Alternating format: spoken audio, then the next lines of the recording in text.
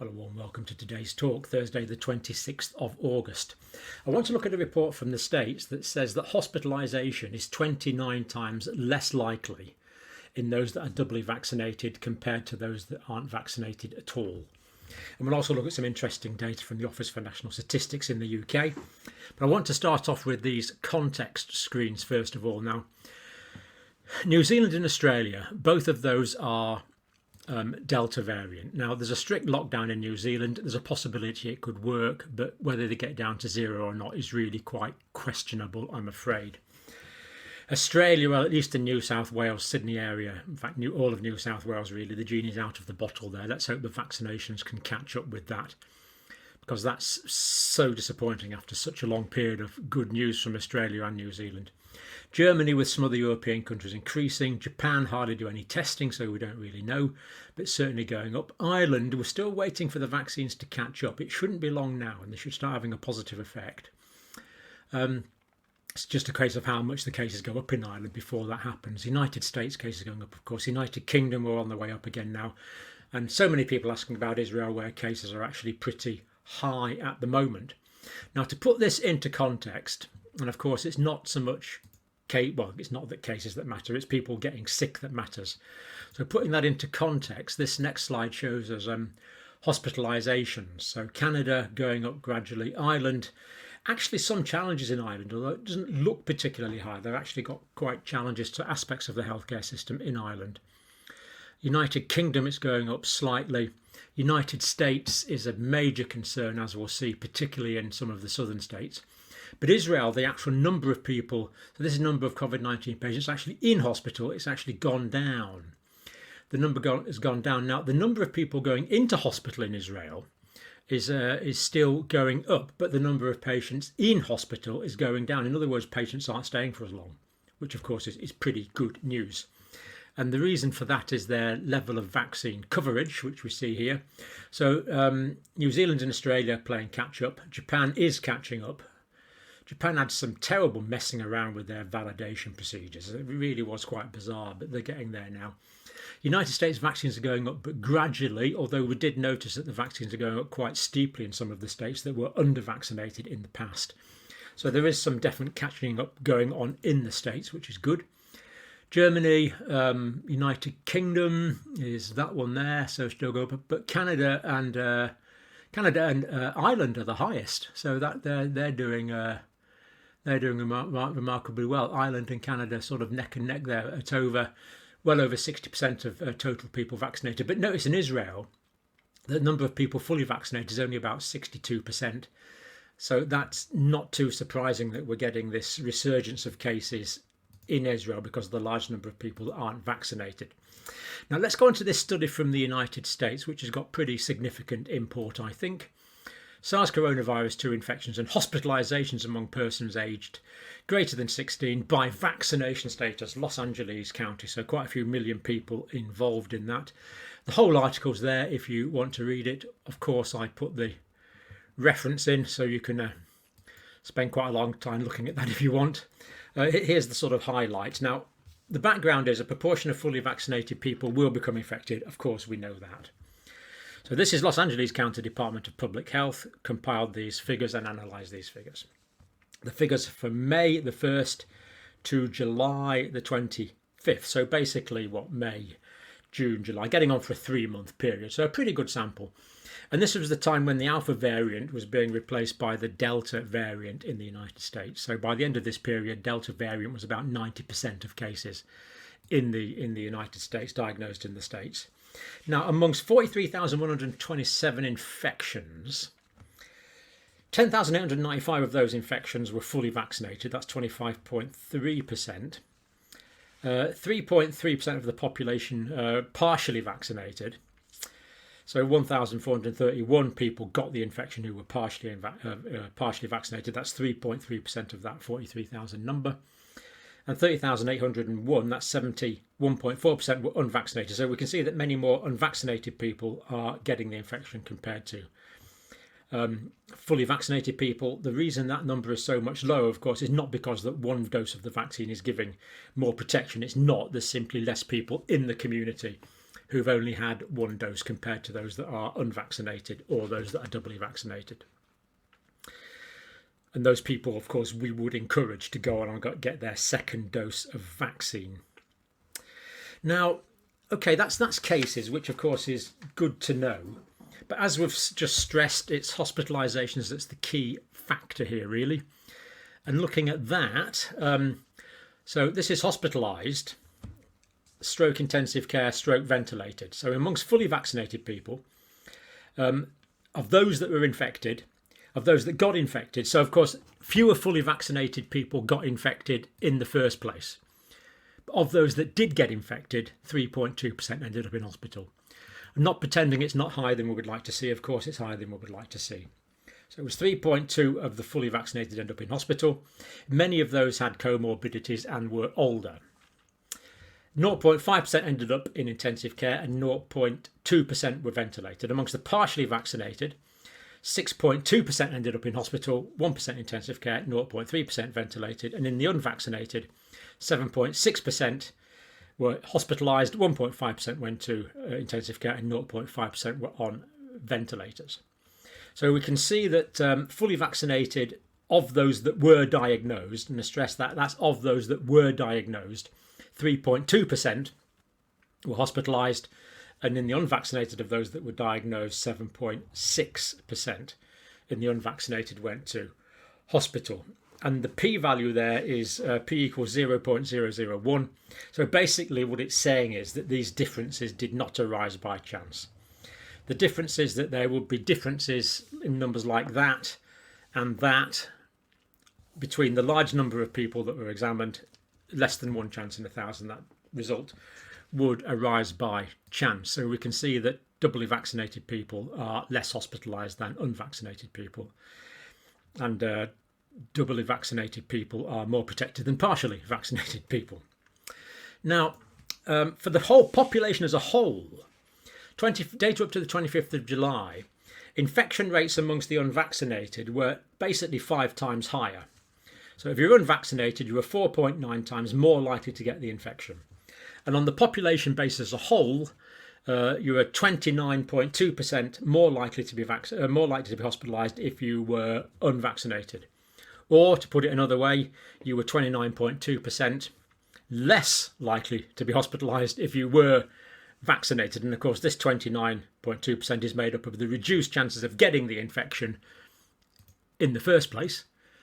Quite a big chance of not getting the infection in the first place, and if you did get it, the reduced chance of hospitalisation as well. And that statistic does very accurately work out at 29.2% less likely to be hospitalised if you are doubly vaccinated compared to someone that is not vaccinated. So it's a headline figure, 29.2%, but it's also a good figure. So definitely a good figure there. Now, the testing that went on in Los Angeles County in May. So testing in May, there was a difference in the CT, the cycle threshold values, by vaccination status. In other words, what this is saying is that people that were vaccinated had the people that were vaccinated that got infections had low levels of virus. The people that were unvaccinated and got the infection had higher levels of virus. That's what that is saying. But by the time July came along, and of course that's mostly alpha variant there, by the time July came along and it was mostly delta variant, there was no difference. So even though doubly vaccinated people were less likely to get infected in the first place, those that did get infected were producing the same number of viral particles. Therefore, we would assume for that period of time to be equally infectious compared to people that were unvaccinated. And this, of course, is completely 100% consistent with the data from the UK. So it's good to see exactly the same result coming out in 2 different continents. So people that were vaccinated with the alpha variant producing low viral loads, people that were vaccinated and were unfortunate enough in the minority who got the breakthrough infection, the viral loads were unfortunately the same. Conclusion from this report here, these infections and hospitalisation rate data indicate that authorised vaccines were protective against SARS coronavirus 2 infection and severe COVID-19 during a period when transmission of the Delta variant was increasing. So pretty consistent data with what we are seeing in the UK and quite really strong support for the efficacy of vaccination.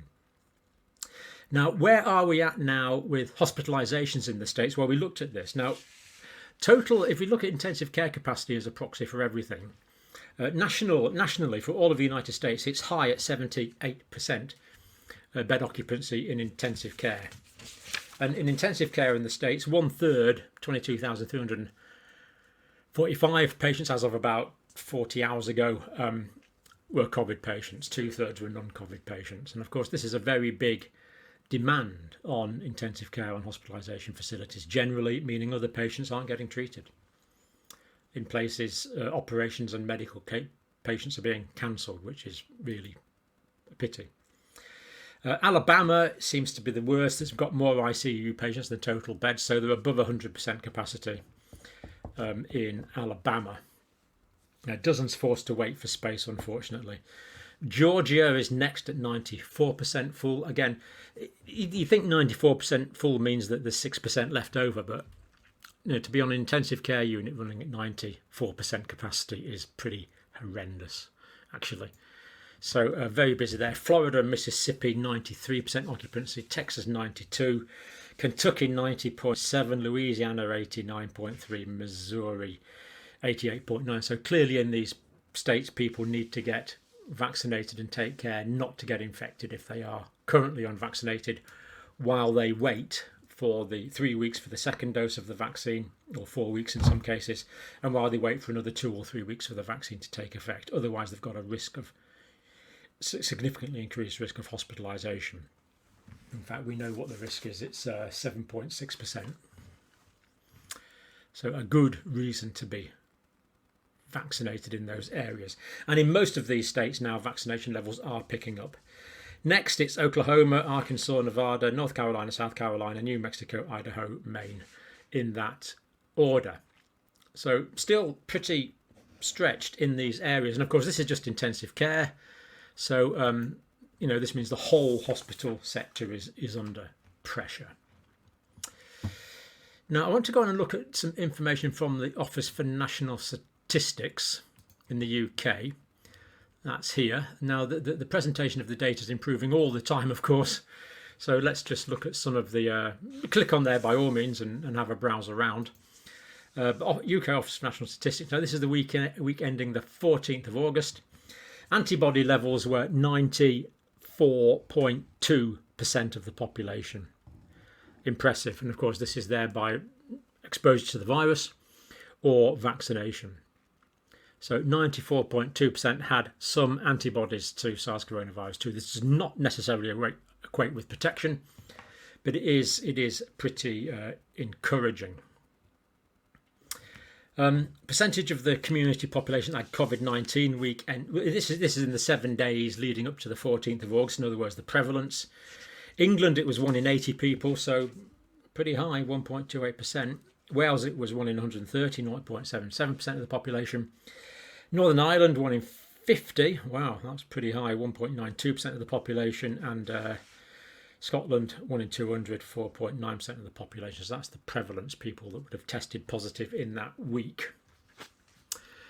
Now,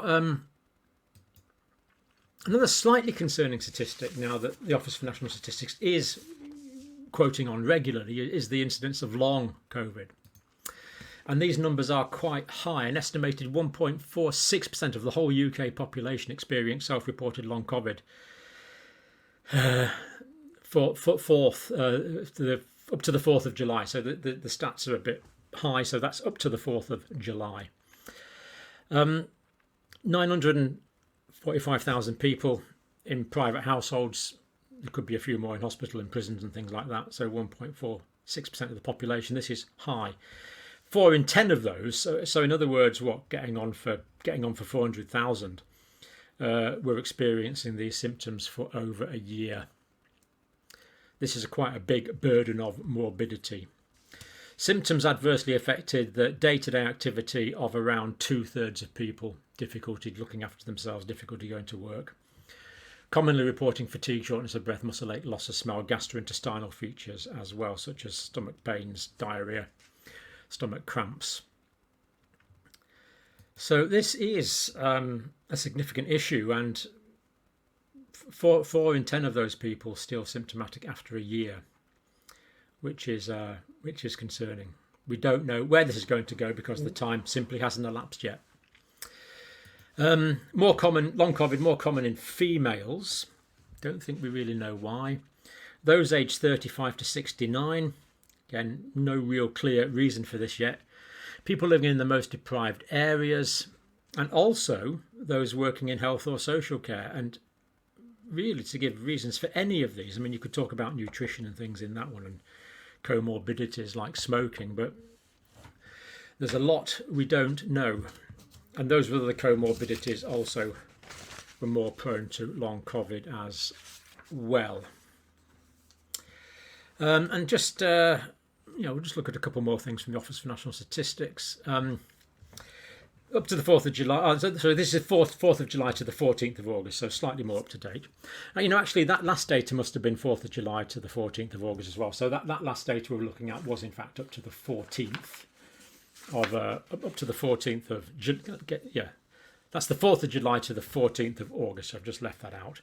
So basically what this is saying on the 14th of August, the 14th of August, there were 94.2% had antibodies in the whole population up to the 14th of August. And of course, this is the period of the Iraq study, the 4th of July to the 14th of August, so it's obvious when you think about it. Age-wise, quite interesting, percentage of people testing positive daily. So we see younger age groups more represented, over 2% in the sort of 8 or 9 to about 20 early 20s age group testing positive, more testing positive on a daily basis compared to the older age population. Of course, this sector of the population is much more vaccinated, so that's not too surprising really. And children, of course, aren't vaccinated. Deaths in the week to the 13th of August, 14.1% above the 5-year average, so more deaths in the week up to the 13th of August than the average. England and Wales, 517 mentioned novel coronavirus or COVID-19, 5.5% of all deaths. So still, the actual deaths from coronavirus have actually been creeping up over the past 6 weeks now in the UK. Still nothing like what they were, but still quite a lot of people still dying. Now, just before we finish today, we're gonna have a report from Robbie in Cornwall in a minute because we like to get people's personal experience. But North Korea, well, what do we know? Well, the answer is not too much really. We do know there's 25 million unfortunate people in that country. Vaccines so far we believe is 0. Whether the elite have been vaccinated, we simply don't know. UN is now trying to get COVAX supplies there, 3 million doses of Sinovac, hopefully on their way. Technical issues still need to be resolved, like how it's giving out and the refrigeration around the country, so it's not there yet.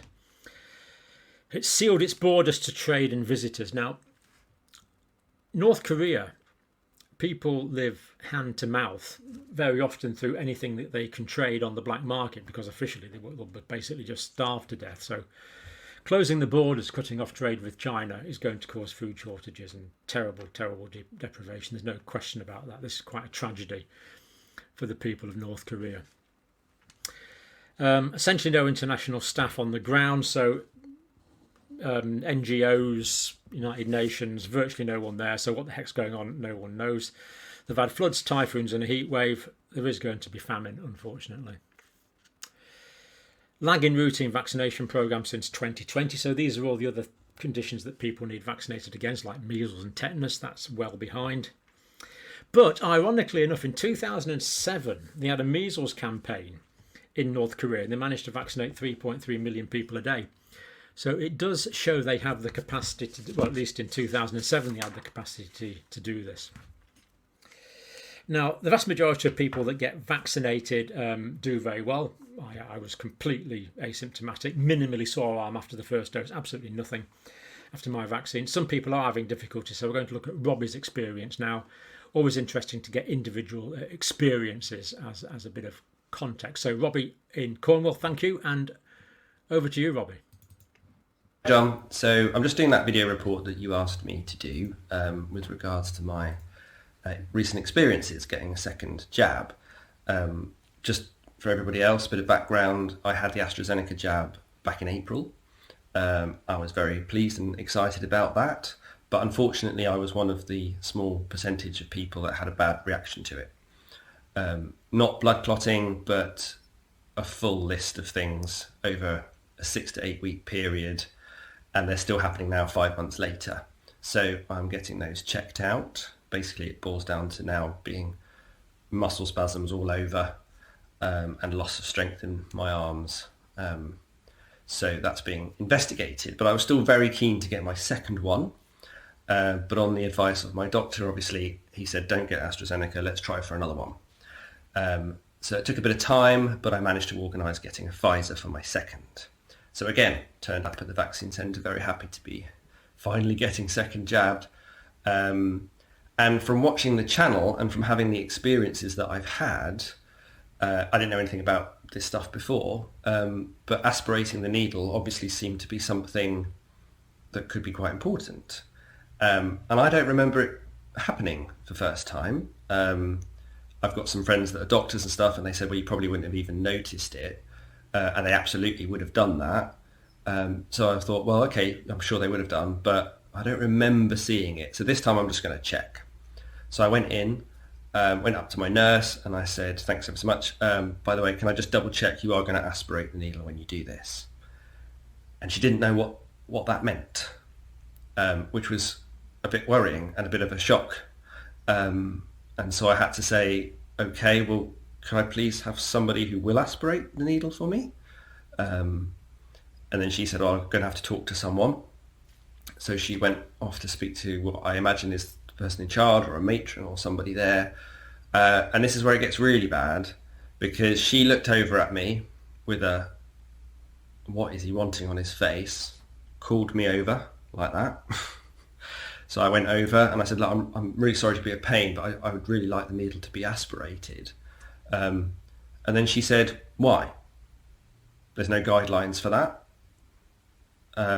Which I was very surprised to hear. And I just said, well, I think it's because it's good medical practice. And then she went on to say, well, we don't aspirate because there's a good chance we might actually lose some of the vaccine in the process. Okay, again, I'm not a doctor, so I'm not going to argue with this, but I just said, well, I would really like the needle to be aspirated. Is that okay? And then she went on to say, do you have a major artery in your shoulder? I don't know, but I've had a really bad time with the first jab and I'd really like this to be eliminated as a possibility. So please, could you just aspirate the needle? So this was in front of, obviously, lots of people. They came over, there was a